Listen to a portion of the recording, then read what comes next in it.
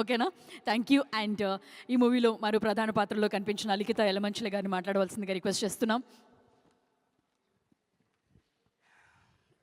అందరికీ నమస్కారం అండి. ఇక్కడికొచ్చేసిన మీడియా వాళ్ళందరికీ థ్యాంక్ యూ. నా పేరు లిఖిత యలమంచిలి. నేను ఎంబీబీఎస్ చదువుకున్నాను. ఎంబీబీఎస్ చదువుకునే టైంలో కొంత మోడలింగ్ కూడా చేశాను. దాని తర్వాత 2022లో ఫెమినా మిస్ ఇండియా ఆంధ్రప్రదేశ్ 2022 అనే టైటిల్ గెలుచుకున్నాను. అక్కడి వరకు ఇంట్లో బాగానే ఉంది, ఏమనలేదు. తర్వాత సినిమాలంటే తంతానన్నారు. సో నేను కూడా చెప్పలేదు వాళ్ళకి.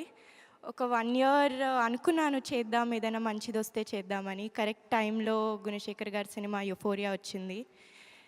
సో ఇది నాకు ఒక మంచి ఆపర్చునిటీ లాగా అనుకున్నాను. గుణశేఖర్ గారి పేరు చెప్పి సినిమాలోకి వచ్చేసాను. ఎందుకంటే వాళ్ళు కథ కూడా అడగలేదు, సరే చేసుకో అన్నారు.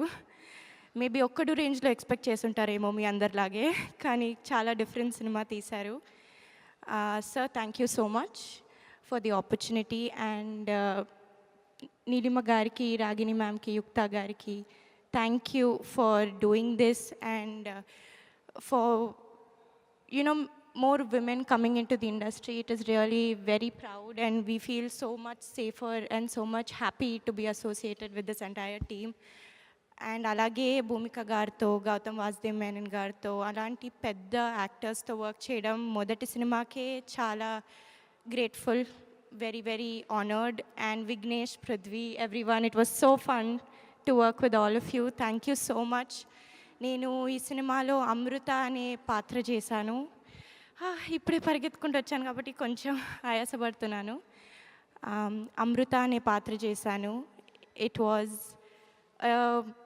బోల్డ్ డెసిషన్, రిస్కీ డెసిషన్ అనే చెప్పాలి. కానీ నా పాత్రనే కాదు, మా సినిమాలో అందరి పాత్రలు ఒక గ్రే షేడ్ అనే చెప్పాలి, ఇంక్లూడింగ్ భూమిక గారితో సహా. So I think it will be a surprise for the audience.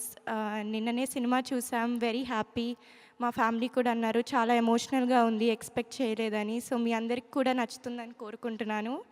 So Feb 6th, I hope you all like it. Thank you so much. Thank you.